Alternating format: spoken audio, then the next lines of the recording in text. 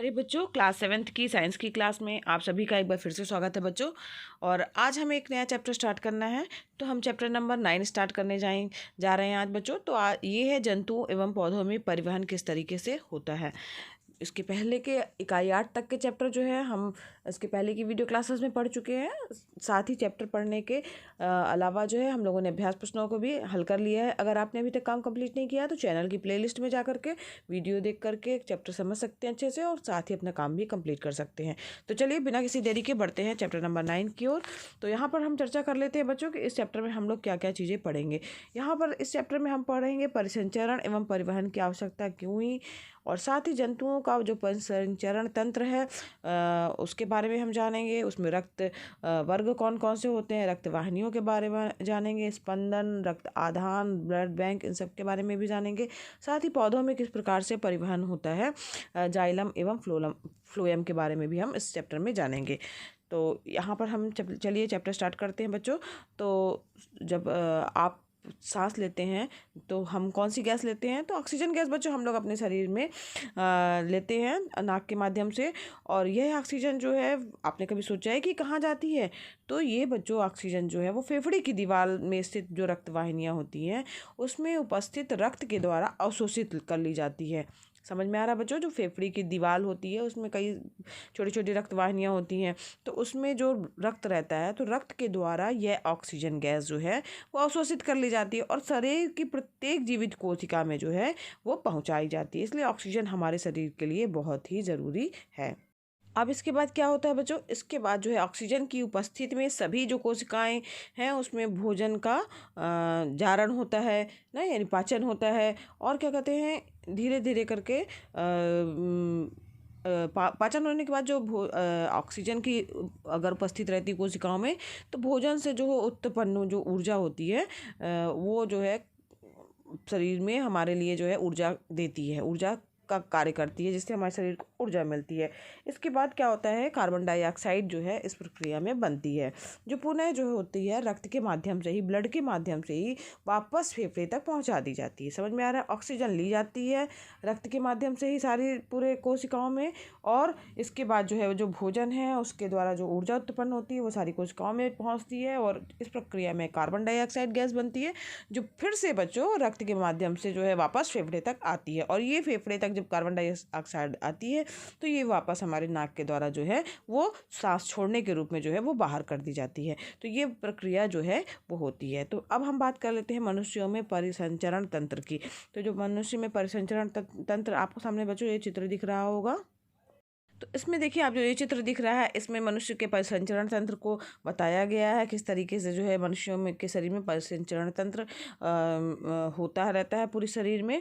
और इसमें कौन कौन से जो है पार्ट भाग लेते हैं, कौन कौन सी चीज़ें होती हैं। तो यहाँ पर मनुष्य के परिसंचरण तंत्र में बच्चों जो मेन होता है हृदय, इसके बाद रुधिर, रक्तवाहिनियाँ, यानी रुधिर मतलब होता है रक्त, ब्लड है ना, तो ब्लड वेसल्स होती हैं, ब्लड वाहिनियाँ होती हैं पूरे बॉडी में आपके फैली होती हैं, दिख रहा होगा ये देखिए सारी छोटी छोटी सी ब्लड वाहिनियाँ जो है हर जगह पूरे शरीर में है। फिर उसके बाद रक्त, तो ये ब्लड वाहिनियों में जो है जो ब्लड वेसल्स होती हैं उसमें रक्त बहता रहता है, तो ये जो है परिसंचरण तंत्र में जो है मुख्य भूमिका निभाता है। मनुष्य में परिसंचरण तंत्र में हृदय हो गया, ठीक है, इसके बाद रक्त वाहिनियाँ हो गई, और इसकी धमनियाँ जिसको बोला जाता है, और इसके बाद रक्त, तो ये सब जो है मिल करके जो है वो परिसंचरण तंत्र का निर्माण करते हैं। तो अब हम एक एक की चर्चा कर लेते हैं। सबसे पहले हम बात करते हैं अपने हृदय की। तो हृदय में जो मनुष्य का हृदय होता है बच्चों, वो कैसा होता है, वो गुलाबी रंग की त्रिकोणाकार पेशीय रचना होती है। जो हृदय की संरचना होती है वो गुलाबी रंग की ऐसे तिकोना टाइप का जो है आपका हृदय की संरचना होती है, ठीक है, जिसका आकार लगभग मुट्ठी के बराबर होता है। मुट्ठी समझ रहे हैं, जैसे आप अगर हाथ बांधिए तो मुट्ठी जो बनती है तो उसका आकार जो है वो मुट्ठी के बराबर होता है, उससे ज़्यादा बड़ा नहीं होता आपका अंदर जो बॉडी में हार्ट है। यह जो हार्ट होता है वो वक्ष गुहा में बाईं ओर स्थित होता है, ठीक है, यानी जो हमारा सीने के पास जो है वो बाईं ओर जो होता है वो होता है। हृदय केवल बाईं ओर ही होता है, ध्यान दीजिएगा बच्चों, पूरे शरीर में हृदय जो होता है वो एक ही होता है और वो बाईं ओर होता है, जो आपका सीना है उसमें। हृदय में बच्चों 4 कक्ष पाए जाते हैं। 2 कक्ष जो होते हैं वो जो 2 कक्ष होते हैं वो ऊपरी भाग में होते हैं जिन्हें आलिंद कहा जाता है, और 2 कक्ष जो होते हैं वो निचले भाग में होते हैं जिसे क्या कहा जाता है, निलय कहा जाता है। तो यानी जो हार्ट है आपका वो 4 भागों में बटा होता है, उसमें 4 कक्ष होते हैं, 2 ऊपरी जिन्हें आलिंद, जो और 2 नीचे होते हैं जिन्हें क्या कहा जाता है, ना से नीचे, ना से निलय। ठीक है, तो यहाँ पर जो है दोनों 4 कक्षों के बारे में हम जान गए हैं। और जो हृदय के दाएं भाग यानी दायां आलिंद हुआ दायां निलय में कार्बन डाइऑक्साइड युक्त रक्त तथा बाएं भाग जो बायां आलिंद हुआ बायां निलय कहलाता है। ठीक है, दायां जो भाग रहेगा तो उसमें दायां आलिंद रहेगा और दायां निलय रहेगा ना, उसमें कार्बन डाइऑक्साइड युक्त रक्त बहता है। और जो बायां भाग है, ध्यान दीजिएगा, दाएं तरफ जो होता है वो कार्बन डाइऑक्साइड युक्त रक्त बहेगा, बाएं तरफ जो रहता है वो ऑक्सीजन युक्त रक्त जो है वो क्या होता है, बहता रहता है। दोनों आलिंद व दोनों निलय जो होते हैं लयबद्ध तरीके से सिकुड़ते तथा फैलते रहते हैं। ठीक है, तो इसलिए आप हार्ट जो बोलते हैं ना, पंप कर रहा है, धक धक धक धक करता रहता है ना, तो जिसके कारण ही हृदय में संकुचन एवं शिथिलन, जिन्हें क्रम से क्या कहा जाता है, संकुचन एवं शिथिलन कहा जाता है। इसके कारण धक धक की आवाज़ जो है वो सुनाई देती है, जिसे कहा क्या कहते हैं बच्चों की धड़क रहा है हमारा हृदय ना, जिसे हृदय स्पंदन या धड़कन कहा जाता है। अब हम बात कर लेते हैं कि अगर सामान्य मनुष्य है, स्वस्थ मनुष्य है, तो वो 1 मिनट में उसका हृदय जो है कितनी बार धड़कता है या स्पंदन करता है, तो 72 बार जो है वो एक स्वस्थ मनुष्य के शरीर में हृदय जो रहता है वो धड़कता है या स्पंदन करता है, 72 जो है बार करता है। ठीक है, यहाँ आप बच्चों मानव हृदय के काट का जो है चित्र देख रहे हैं। यहाँ पर देखिए ये त्रिकोणाकार के लगभग लग रहा है ये चित्र, तो ये देखिए यहाँ पर, और ये जो है 4 भागों में दायां आलिंद, ठीक है, और ये दायां निलय हो गया, ये बायां आलिंद और बायां निलय हो गया। ठीक है, 4 पार्ट में ये आपका दिख रहा होगा। और जब यहाँ इसमें संकुचन की अवस्था होती है तो उसमें हृदय रक्त जो होता है वो हृदय से पंपित होता है ना, यानी रक्त पर जो है वो दबाव पड़ता है और पंप होता है, जबकि शीतलन की अवस्था में रक्त हृदय में भरता है। ध्यान दीजिए, यहाँ पर जो है अगर मान लीजिए जब हृदय शिथिल होगा, ठीक है, तो क्या होगा, रक्त हृदय में जो है शिथिल होगा, मतलब ये होगा कि खुला छूटेगा, यानी वो फैलेगा। फैलेगा तो उसका मतलब है कि जो रक्त है वो कहाँ पे जाएगा, हृदय में भरता जाएगा। इसके बाद जब उसमें संकुचन होगा तो निश्चित रूप से जैसे किसी चीज़ को हम दबाते हैं ना, दबा रहे हैं तो क्या होगा, वो बाहर निकलेगा तो हृदय में से जो है रक्त जो है वो बाहर निकल के शरीर के जो विभिन्न भाग हैं उसमें से जो है विभिन्न भागों में जो है नलिकाओं के द्वारा आता है, और हृदय से नलिकाएं जिनको कहा जाता है धमनी द्वारा शरीर के विभिन्न भागों में जो है वो पहुंचता है। तो इस प्रकार से जो है ये प्रक्रिया होती रहती है। तो यहाँ पर देखिए अब हम चर्चा करते हैं कि शरीर में रक्त जो है किस प्रकार से बहता है। तो वास्तव में होता क्या है बच्चों, शरीर के जो विभिन्न भाग हैं उससे कार्बन डाइऑक्साइड युक्त रक्त जो रहता है, जिसको कि कार्बन डाइऑक्साइड कैसी गैस है बच्चों, अशुद्ध गैस है ना, तो यानी कि जो रक्त रहता है वो कैसा रक्त रहेगा, अशुद्ध रक्त रहेगा। तो वह शिराओं के द्वारा हृदय के दाएं आलिंद में लाया जाता है। तो जो शिराएं होती हैं उसके द्वारा जो है ये दायां आलिंद दिख रहा है आपको, दायां आलिंद, यहाँ पर जो है वो अशुद्ध रक्त जैसे जो कि कार्बन डाइऑक्साइड युक्त होता है उसके माध्यम से जो है शिराओं के माध्यम से दाएं आलिंद में आता है। और इसके बाद क्या होता है, इसके बाद जो है दाएं आलिंद से दाएं निलय में पहुंचता है। फिर इसके बाद जब दाएं निलय में पहुंच गया तो यहाँ पर फुसफुस धमनी होती है, तो वहाँ से जो है उसके द्वारा जो है वो रक्त जो होता है वो क्या किया जाता है, फेफड़े में भेज दिया जाता है। तो फेफड़े में कार्बन डाइऑक्साइड तथा ऑक्सीजन जो है वो आपस में इंटरचेंज होते हैं, यानी उनका आदान प्रदान होता है। तो फेफड़े में क्या होता है, इनका आदान प्रदान होता है।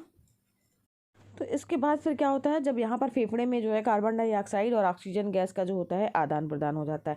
अब क्या होता है, अब ऑक्सीजन युक्त जो रुधिर होता है, यानी ऑक्सीजन युक्त ब्लड जो होता है वो फुसफुस शिरा के द्वारा जो हृदय है आपका उसके बाएं आलिंद में लाता है। ठीक है, तो अब बाएं आलिंद में आता है, बाएं से फिर क्या कहते हैं, आलिंद से बाएं निलय में ही आता है। तो देखिए यहाँ पर जो ये चित्र है मेन, ये आप सामने चित्र देख रहे होंगे ना, परिसंचरण तंत्र की व्यवस्था वाला। तो यहाँ पर देखिए, यहाँ से सबसे पहले हृदय के जो है ये दाहिने भाग में आता है, दाएं आलिंद में, फिर इसके बाद वो दाएं आलिंद से दाएं निलय में पहुंचता है। यहाँ पर फुफ्फुस धमनी द्वारा जो है वो फेफड़े में भेज दिया जाता है। फेफड़े में जो है होता है, क्या होता है, फेफड़े में जो है वो उसका गैस का आदान प्रदान होता है, ऑक्सीजन गैस जो कार्बन डाइऑक्साइड गैस और ऑक्सीजन का आदान प्रदान हो जाता है। अब आदान प्रदान होने के बाद क्या होता है बच्चों, अब उसके बाद बच्चों ऑक्सीजन युक्त जो होता है ब्लड, वो फुफ्फुस शिरा के द्वारा जो है वो बाएं आलिंद में आता है। बाएं जो फुफ्फुस शिरा यहाँ देख रही, फेफड़े जो है, फेफड़े में इसका आदान प्रदान हो गया। अब आदान प्रदान हो गया तो अब इसके बाद कहाँ पे आया, यहाँ पर फुफ्फुस शिरा के द्वारा जो है कहाँ पर आता है, वो आता है आपके बाएं आलिंद में। तो यहाँ पर बाएं आलिंद है आपका, तो बाएं आलिंद में फुफ्फुस शिरा के द्वारा आ गया। ठीक है, फिर बाएं आलिंद के बाद ये बाएं निलय की ओर जाएगा, तो यहाँ पर बाएं निलय में जो है वो पहुँचता है।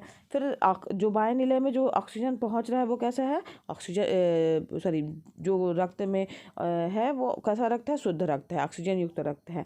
तो वो धमनियों के द्वारा जो है फिर इसके बाद जो है सारे शरीर में जो है वो पहुंच जाता है। तो इस प्रकार से जो है ये हमारा परिसंचरण तंत्र जो है वो कार्य करता रहता है हृदय में। तो यहाँ पर एक जो है चार्ट भी है, फ्लो चार्ट है, जिसके माध्यम से हम और अच्छे से समझेंगे। देखिए ये आपका फ्लो चार्ट है। इसमें सबसे पहले जो है किस तरीके से कैसे बताया गया है कि जो हमारा जो प्रक्रिया शुरू होती है वो हमारी होती है शरीर के सभी अंगों के द्वारा जो कार्बन डाइऑक्साइड युक्त जो होता है अंगों के द्वारा जो है कार्बन डाइऑक्साइड युक्त रक्त जो होता है वो दाएं आलिंद में आता है, फिर वो दाएं निलय में जाता है, फिर इसके बाद इंटरचेंज होता है फेफड़े में। ठीक है, कार्बन डाइऑक्साइड युक्त रक्त फेफड़े में जाता है और उससे इंटरचेंज होने के बाद ऑक्सीजन युक्त जो है रक्त जो होता है वो निकलता है, जो कि बाएं आलिंद में जाता है और उसके बाद बाएं निलय में जाता है और वापस जो है ऑक्सीजन युक्त रक्त जो होता है वो शरीर के विभिन्न अंगों में पहुंच जाता है। ठीक है, तो ये प्रक्रिया जो है इस तरीके से ऐसे जो है चलती रहती है। समझ में आ रहा है, चित्र देख रहे होंगे आप। इस प्रकार से यह प्रक्रिया जो है ये यहाँ इस तरफ से जो है बच्चों ये चलती रहती है। ये प्रक्रिया यहाँ पर देखिए इस तरीके से ये प्रक्रिया चलती रहती है। ठीक, तो आपको अच्छे से समझ में आ गया होगा कि जो हमारा हार्ट है वो किस तरीके से काम करता है और जो ऑक्सीजन और कार्बन डाइऑक्साइड का आदान प्रदान किस तरीके से होता है। अगर हम बात करें बच्चों फुफ्फुस धमनी की, तो जो शरीर है हमारा उसमें फुफ्फुस जिसको पल्मरी धमनी कहा जाता है अपवाद है। इसमें क्या होता है, कार्बन डाइऑक्साइड युक्त रक्त बहता है और फुफ्फुस जो शिरा होती है उसमें क्या होता है, ऑक्सीजन युक्त रक्त बहता है। तो फुफ्फुस धमनी में जो है कार्बन डाइऑक्साइड युक्त जो है मुख ब्लड बहता है और फुफ्फुस शिरा जो होती है उसमें ऑक्सीजन युक्त रक्त बहता है। तो ये अगर आप बच्चों कभी आपने अपने सीने की तरफ जो है बाएं की तरफ हाथ लगाइए तो आपको समझ में आएगा कि कुछ धड़क रहा है, धड़कन महसूस होती है ना, है। तो यहाँ पर जो धड़कन होती है उसको नापने के लिए जो है डॉक्टर, आपने जब आप कभी डॉक्टर के पास चेक कराने जाइए तो डॉक्टर जो है वो एक आला जो जिसको बोलते हैं वो आपके हृदय के पास जो है ला के देखता है कि आपकी जो है धड़कन सही चल रही है कि नहीं, चेक करता है।